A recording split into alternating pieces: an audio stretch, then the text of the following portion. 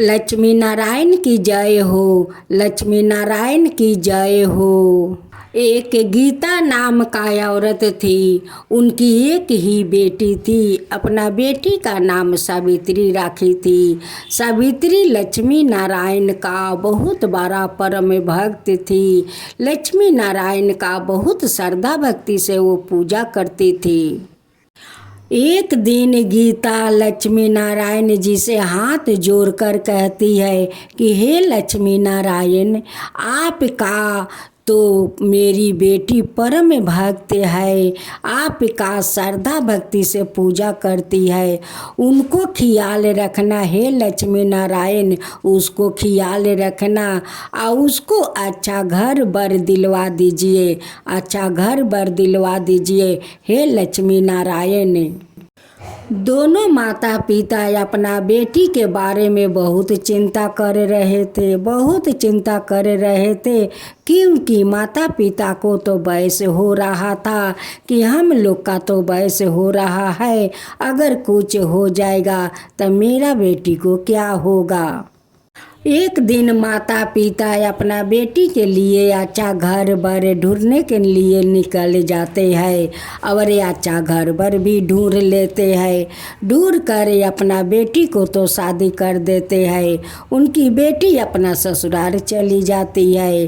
अपना ससुराल जाकर अपना पति को साथ बहुत खुशी खुशी से रहती है। एक दिन गीता का पता चलता है कि मेरी बेटी ससुराल में जाकर अपना पति के साथ बहुत खुशी खुशी से रहती है, तो माता पिता सुनकर बहुत खुश हो जाते हैं, बहुत खुश हो जाते हैं कि जाके अब हम लोग बहुत निश्चिंत हो गया कि मेरी बेटी तो जाकर ससुराल में खुशी खुशी से है। यही तो हम लोग चाहते थे कि मेरी बेटी जहाँ भी जाए वहाँ सूखे रहे। जब से सावित्री अपना ससुराल में शादी होकर गई, तब से पीहर में नहीं आई और नहीं उनकी गौना हुई। वो एक बार 6 महीना का बाद अपना पति के साथ वो पीहर में आती है। सावित्री के माता पिता अपना बेटी और दामाद को देखते हैं तो बहुत खुश हो जाते हैं। अपना दामाद और बेटी को बहुत अच्छे से स्वागत करते हैं। उनकी पति सावित्री को पीहर में छोड़कर अपना घर चले जाते हैं और कहते हैं कि हम अब 10 दिन का बाद आऊँगा और तुम्हें गौना करा कर ले जाऊँगा। गीता का तो खुशी के मारे उनकी पता नहीं चला कि कब 10 दिन मेरे बेटी के आए हुए हो गया। सावित्री का पति 10 दिन का बाद आया और सावित्री को गौना करा कर लेकर चला गया।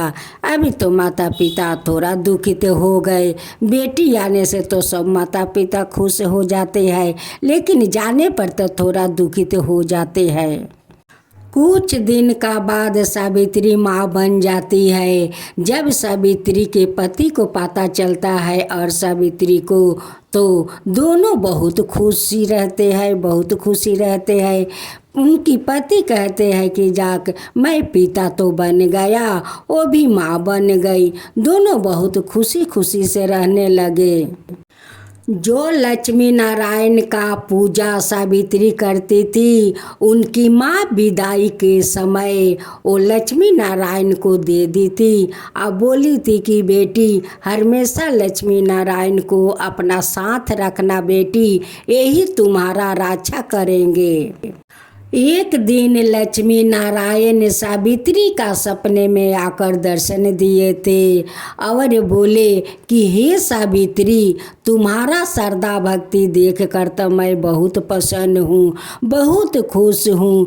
तुम मेरी पूजा श्रद्धा भक्ति से करती हो, बहुत श्रद्धा भक्ति से करती हो, उसलिए मैं बहुत खुश हूँ सावित्री, बहुत प्रसन्न हूँ। आज तुम मुझसे कुछ मांग लो सावित्री, सावित्री कहती है कि हे नारायण, हे लक्ष्मी नारायण, हे भगवान, अगर आप कुछ देना चाहते हैं तो मुझे सादा सुहागिन रहने का आशीर्वाद दीजिए। अब मेरे जो पेट में पल रहा है उस संतान को आशीर्वाद दीजिए। हे लक्ष्मी नारायण, उस संतान को भी आशीर्वाद दीजिए। अब मुझे सादा सुहागिन रहने का आशीर्वाद दीजिए।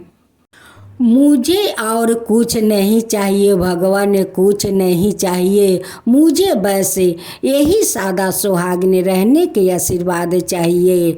लक्ष्मी नारायण कहते हैं कि ठीक है सावित्री, जैसा तुम्हारा इच्छा, मैं तुम्हें सादा सुहागिन रहने का आशीर्वाद देता हूँ। तुम्हारा पति को कभी कुछ नहीं होगा, तुम हमेशा सादा सुहागिन बनकर रहोगी। सादा सुहागिन का आशीर्वाद देकर लक्ष्मी नारायण सपने से अंतर्ध्यान हो जाते हैं। जब 6-7 महीना बीत गया, एक दिन सावित्री का पति को अचानक पेट में दर्द होने लगता है। वो धरती पर गिरकर वो छटपटाता है। अब तो सावित्री को चिंता लग जाता है कि मेरे पति को अचानक क्या हो गया। अभी तो थोड़े देर के बाद मेरे पति ठीक था, अचानक ना जाने कि क्या हो गया है कि वो धरती पर गिरकर वो छटपटा रहा है। उसी समय उनके घर में एक महात्मा भिक्षा मांगने आते हैं और उस सावित्री को रोना देखकर वो महात्मा कहते हैं कि बेटी, तुम्हारा क्या हुआ है, क्यों रो रही हो, क्यों इतना रो रही हो बेटी, क्यों रो रही हो। सावित्री कहती है कि बाबा, ना जाने मेरा पति को क्या हो गया है बाबा। देखिए वो धरती पर लेट कर वो छटपटा रहा है बाबा, मैं क्या करूं बाबा, मैं क्या करूं। अचानक ना जाने मेरे पति को इतना जोर से पेट में दर्द कैसे होने लगा बाबा। महात्मा जी कहते हैं कि बेटी, तेरा पति को तो मृत्यु का समय आ गया है बेटी, वो तो 15 दिन का वो मेहमान है। सावित्री कहती है कि बाबा, ऐसा कभी नहीं हो सकता है बाबा, कभी नहीं हो सकता है। मुझे तो लक्ष्मी नारायण ने सादा सुहागिन रहने का आशीर्वाद दिया है बाबा, तो मेरे पति कैसे जा सकते हैं, मुझे छोड़कर कैसे जाएंगे बाबा। बाबा कहते हैं कि बेटी, एक काम करो, अपना पति को ले जाओ गंगा स्नान कराने के लिए। गंगा जाकर 5 डूब लगाना, 108 बार माँ गंगा का बोलना जप करने के लिए। शायद माँ गंगा तेरे पति को प्राण लौटा सकती है बेटी। सावित्री का घर जो महात्मा आया था वो कोई महात्मा नहीं था, वो तो जमदूत था, जमदूत। उस सावित्री को ज्ञान दिया कि तुम अपना पति को गंगा स्नान कराने के लिए ले जाओ, ताकि जमदूत उस रास्ते में उनकी पति को प्राण हर सके। सावित्री पर कितना दुख का पहाड़ टूट पड़ा है।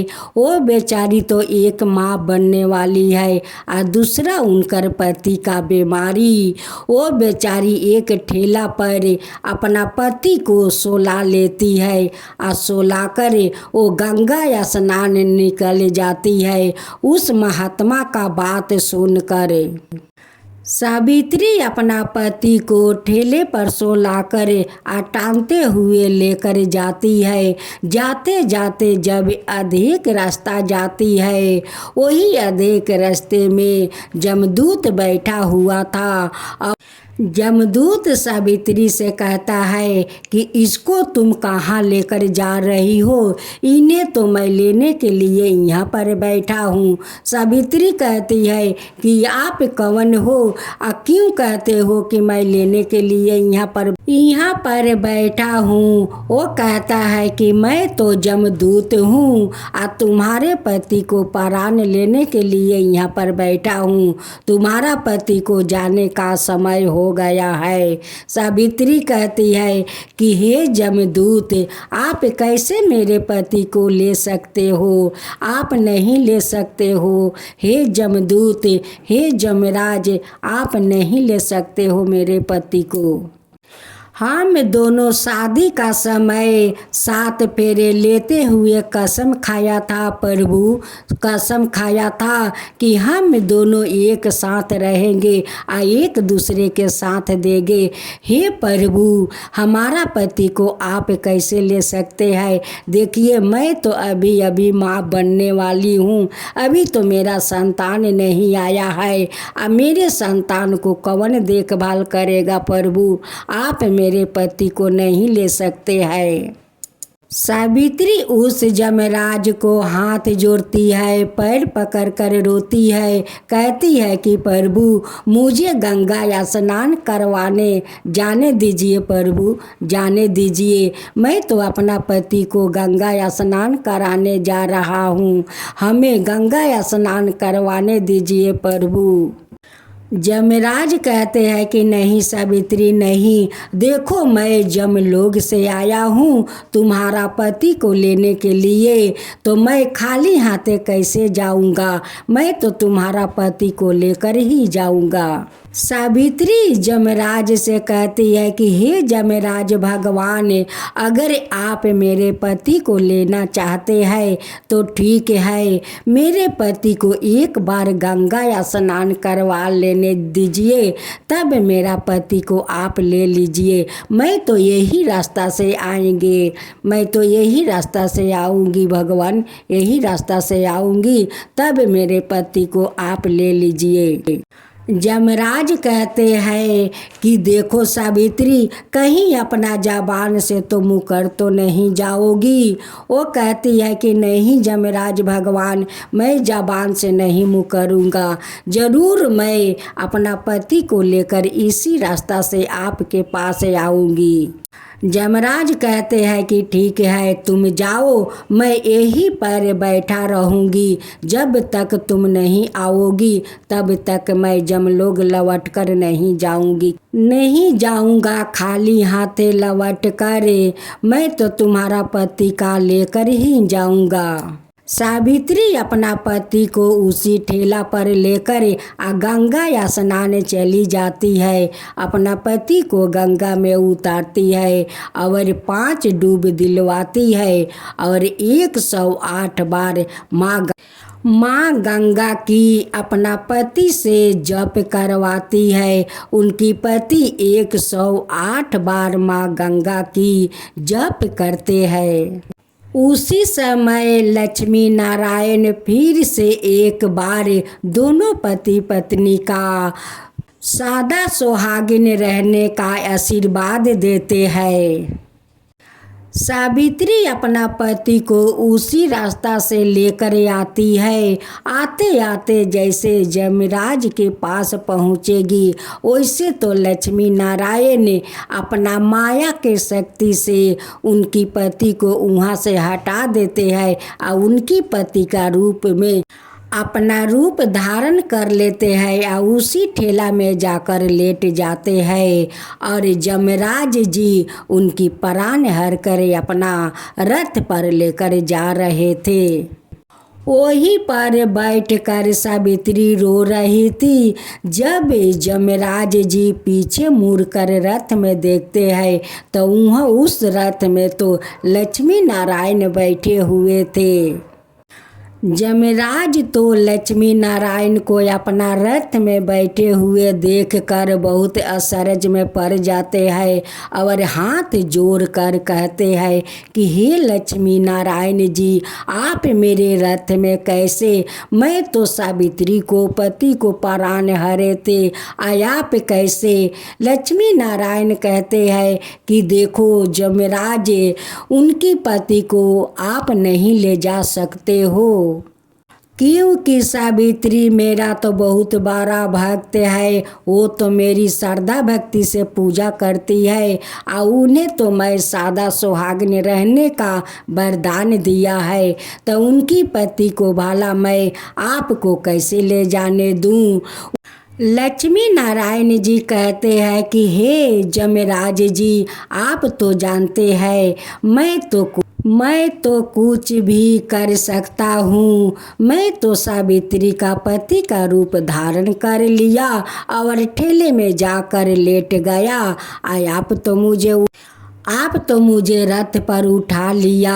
अब तो जमराज जी कहते हैं कि हे लक्ष्मी नारायण, मुझे माफ़ कर दीजिए, मुझे माफ़ कर दीजिए। हे लक्ष्मी नारायण, मुझसे बहुत बड़ा भूल हो गया है, बहुत बड़ा भूल हो गया है। हे लक्ष्मी नारायण कि मैं आपको अपना रथ पर उठा लिया। हे लक्ष्मी नारायण, मुझे माफ़ कर दीजिए। लक्ष्मी नारायण और जमराज जी दोनों ओ सावित्री के पास आते हैं और लक्ष्मी नारायण कहते हैं कि हे सावित्री, मैं तो तुम्हें सादा सुहागन रहने का वरदान दिया है, तो तुम्हारा भला मैं सुहाग को कैसे उजाड़ सकता हूँ? जमराज जी कहते हैं कि बेटी, जिसका साथ लक्ष्मी नारायण हो उसको कोई कुछ नहीं बिगाड़ सकता है बेटी, उसको कोई कुछ नहीं बिगाड़ सकता है। आज मैं तुम्हें आशीर्वाद देता हूँ, अमर सादा सुहागिन रहो बेटी, अमर सादा सुहागिन रहो बेटी, जुग जुग तुम सादा सुहागिन रहोगी बेटी, जुग जुग तुम सादा सुहागिन रहोगी बेटी। जमराज जी सावित्री का पति को प्राण लौटा देते हैं और खाली हाथे वो जमलोक लौट जाते हैं। लक्ष्मी नारायण वहीं पर आशीर्वाद देकर अंतर ध्यान हो जाते हैं। सावित्री अपना पति को लेकर खुशी खुशी घर आती है और कुछ दिन का बाद उनकी पत्नी बहुत सुंदर एक पुत्र को जन्म देती है। अब दोनों पति पत्नी दोनों मिलकर अपना संतान को पोसने पालने लगे और अपना संसार में खुशी खुशी से रहने लगे। हे लक्ष्मी नारायण, जैसे अपना भक्त का पति को आप जमराज के हाथ से प्राण लौटाए, वैसे ही सबका ऊपर कृपा कीजिए। हे लक्ष्मी नारायण, सबका रक्षा वैसे ही कीजिए। हे लक्ष्मी नारायण, हे जमराज भगवान, जैसे उस सावित्री को पति को आप प्राण लौटा दिया और लौटाकर अमर सुहागिन रहने का आशीर्वाद दिया, वैसा ही सब कोई के आशीर्वाद दीजिए, सब कोई का आशीर्वाद दीजिए। हे जमराज जी, जो आपका कहानी सुनाते हैं, जो सुनते हैं, जो हुंकारी भरते हैं, उन सब का ऊपर कृपा कीजिए। हे लक्ष्मी नारायण, हे जमराज भगवान, सब का ऊपर कृपा कीजिए। जय लक्ष्मी नारायण की जय हो, जय लक्ष्मी नारायण की जय हो, जय जमदूत महाराज की जय हो, जय जमदूत महाराज की जय हो।